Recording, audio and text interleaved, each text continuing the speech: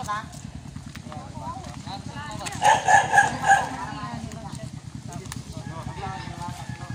Apat, 5, 6, 7. Ito. Mga guys, good morning sa inyo. Ay magandang tanghali sa inyo ngayon. At nandito tayo ngayon sa lugar pinagriyalan. Dito, lugar na tayo. Bulacan. Sobrang tayo sa sinasabi nilang lungga. Yan. Yung ano na yan, yung sinasabi nilang pinagkutaan ng mga katipunerong Emilio Aguinaldo. Pero mga guys, tayo. Magandang lugar dito. Magandang pasyalan yan. Eh kung gustong pumunta dito, pumunta lang kayo dito. Sa Bulacan yan. Dating mga pinagtaguan ng mga katapunero. Katapunero.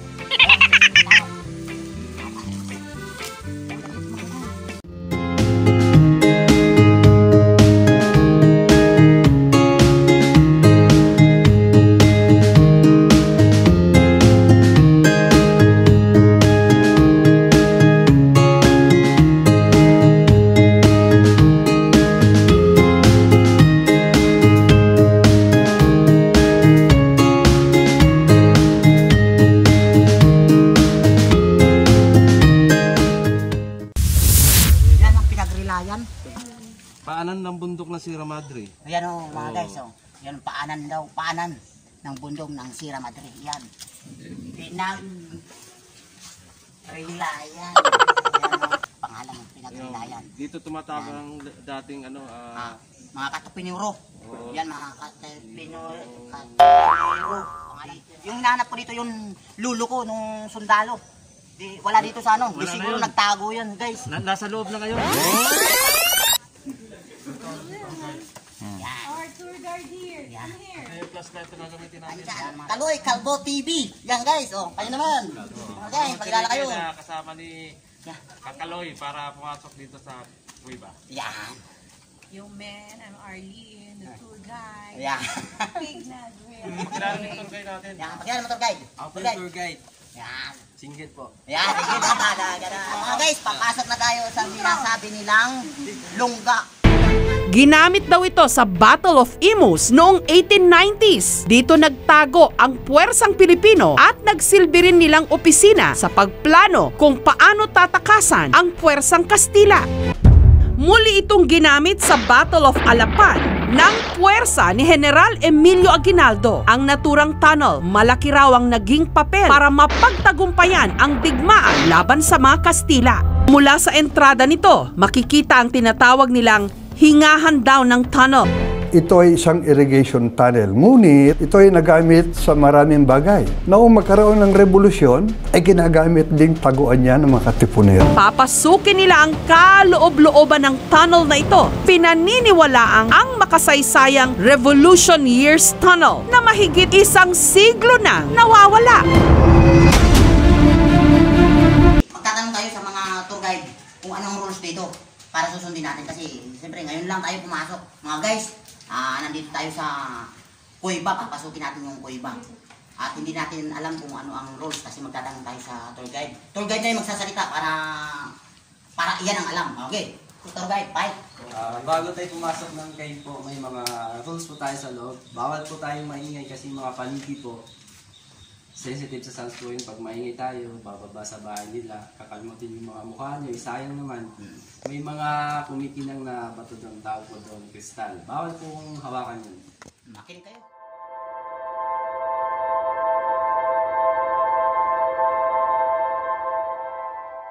Sa daan, madulas.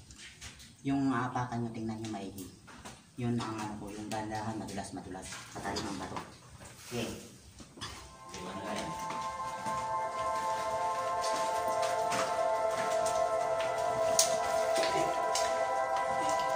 Uy, walang flashlight. Saan natin? Okay.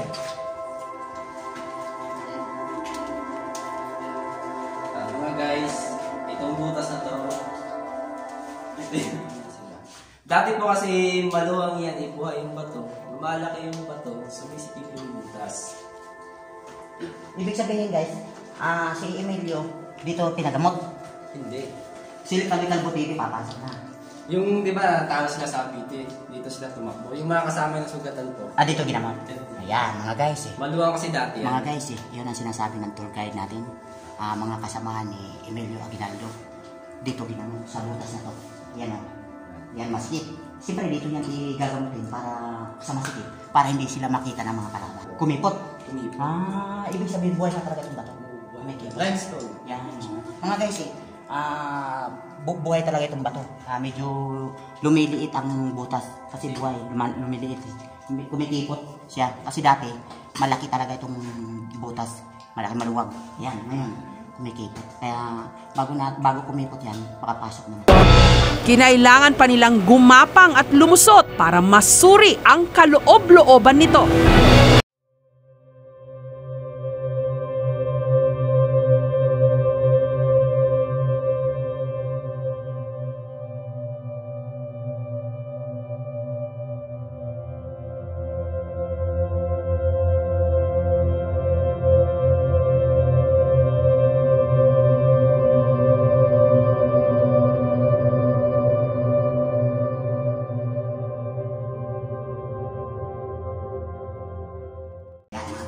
Bawal umawag. Tingnan nyo lang. Pero kung malapit, ipo lang. Pwede. Pero talagang guys, biro lang. Bawal umawagan. Guys, dito tayo. Yung kanina po, yung pagamutan po, dito po lalabas. Yan, yung mga ginamot. Yung bahay pagamutan po. Yan po yung tagos pag pinasok po. Tapos po, yung rock formation na nag-form sa taas, katulad niyan, yung pato niyan, tusok-tusok niyan. Tawag sa rock formation yan, stalactite. Stalactite. Sa baba po, stalagmites, stalagmite. Sa paglilibot, may nakakakilabot na nai-record ang aming kamera. Ano ang masasabi ng mga eksperto? Ito na yung kristal na sinasabi nila. Pero bawal tayo gumawa. Kasi alam mo na, ang rules nila rito. Mga guys, tingnan lang natin. Pagmasdan natin. Yan. Hindi natin pag-aralan. Hindi natin pwede pag-aralan kasi wala tayong alam. Tingin lang. Ayan guys. Kaya tayo pumasok para maano natin yung mga ano dito. Yung anong mayroon dito. Pero hinahanap ko guys, yung kayamanan ng aking ninong. Mululo ko nandito daw. Tuloy tayo.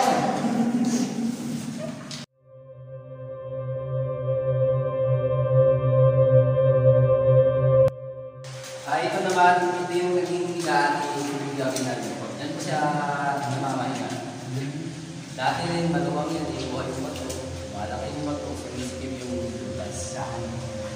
Tapos yung mga butas-butas sa taas, yung bahay ng mga paligid. Sila lang gumawa niyan.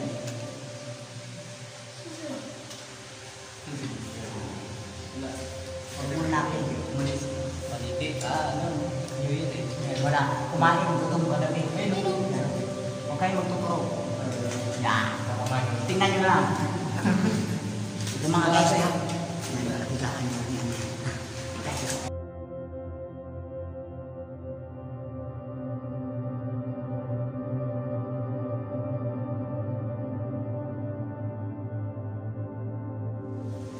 Habang palayo ng palayo ang aming team, panipis din ang panipis ang hangin.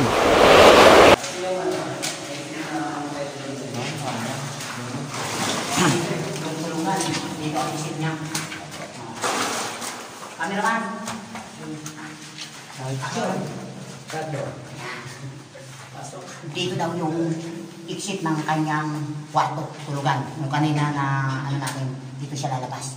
Dito siya iihit, doon siya. Andun yung kainan niya, tetiris. Dito siya i-exit para umihi. Nasaan si Andra? Hanapin pa natin yung mamaya na. Dito, yan. Guys, dito talaga ang babahay niya para umihi. Yan ang bedroom.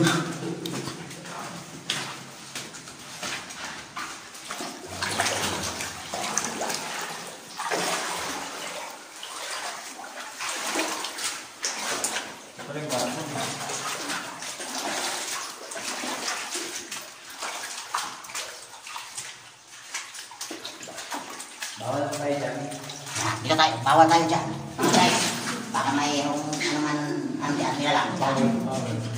Dito po, tinatawag ko dito na aircon kung tawagin kasi may butas yan tagos sa taas, hangin sa taas, bumabagsak dito. Kaso walang hangin yun. Walang hangin sa taas. Yun ang Ventilation. Ventilation. Yan. Yan ang ventilation nila. Kung tawagin noon, ngayon aircon. Di ba?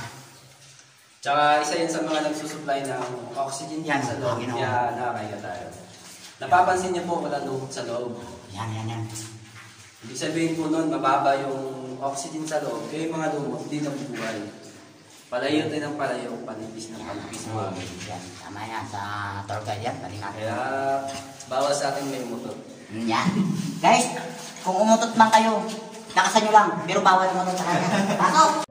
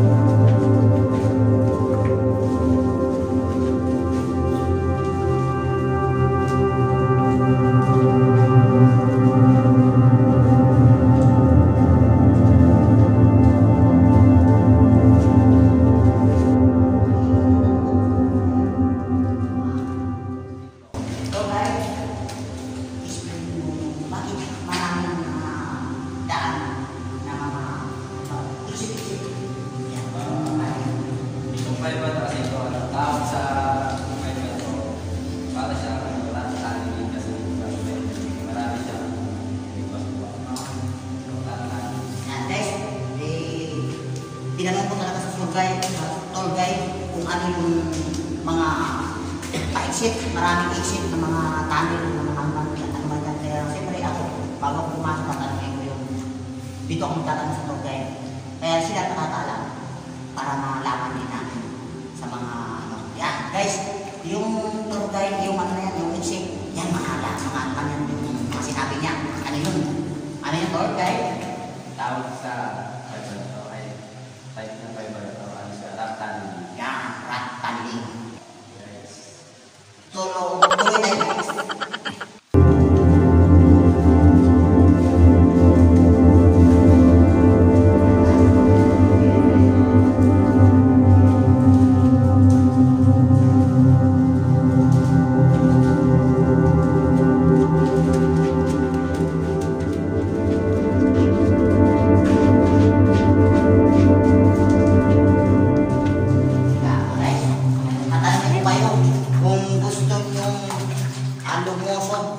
Mababasa kayo. Kasi ang tubig natin hanggang dito. Hanggang dito daw yung tubig natin. Andito po? O hanggang dito ang tubig natin kasi kami mga mababa. Siyempre hanggang dito. Kasi mga matatangkad hanggang dito. Kaya mga guys, kung tatanong ko yung mga kasama natin kung sinong gustong lumusong dito. Hanggang ano lang tayo, hindi natin lulusongin ang palayo kasi baka lagpas tao na. Kasi kahit hanggang yung kaya lang natin, pwede na tayong bumalik mga guys eh.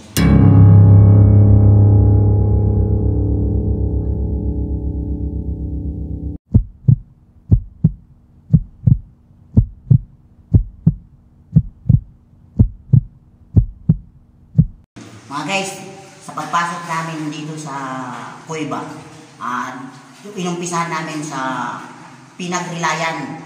Yan ang bungad. Tapos yung tagos naman nun, Alinsangan. Yung alinsangan na yon at hindi natin kayang ituloy kasi masyadong malalim ang tubig. Malalim talaga kasi mayroon kami mga kasamang bata. Hanggang dito na lang tayo, halos pinakagitna lang. Matapos ang ilang oras, minabuti na nilang lumabas. Maraming kabanata sa ating kasaysayan ang naghihintay pa ring matuklasan at sa bawat pagsilip natin sa nakaraan, naway unti-unti rin tayong maliwanagan.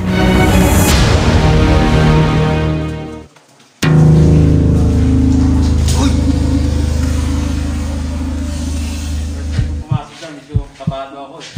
Kasi hindi natin maalis sa isipan yung mga bagay kung anong mangyayari sa loob. Pero nung time na nandun ka, marami tayong nalalaman din pala. Kasi may kasaysayan eh. So maganda rin sa pakiramdam. Maganda yung ang story ng kuwibang ito. Yun lang, maganda. Grabe, ngayon lang talaga nakapasok sa kuweba. Maganda siya. Saka maraming kasaysayan sa kuwebang ito. Kaya ayun lang masasabi ko.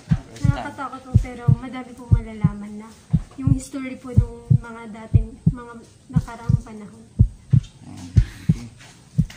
Mga guys ay yung history ng unang mga panahon. Ito, napakaganda. Ang sarap balikan talaga kung tutuusin. Napakasarap. Yung mga history na yan, napaka-the best. At saka yung pagpasok natin dyan, siyempre, nakakakaba. Pero kailangan, lakasan mo yung loob mo. Pero pagdating doon, wala nang kaba. Mga guys ito ang bungad na sinasabi ko na pinagrelayan. Itong bungad na to. Ngayon, halos 1/4 lang, hindi natin natawid yan. Abangan nyo guys, yung part 2 ng pagpunta namin dito. Pupunta at babalikan namin yan mga guys. Mga guys, maraming salamat at mga pagsubaybay ng vlog nyo at pagsuporta ng channel ko, Kaloy Kalmo TV. Guys, I love you all. Saludo ako sa inyo. Yan, bye-bye.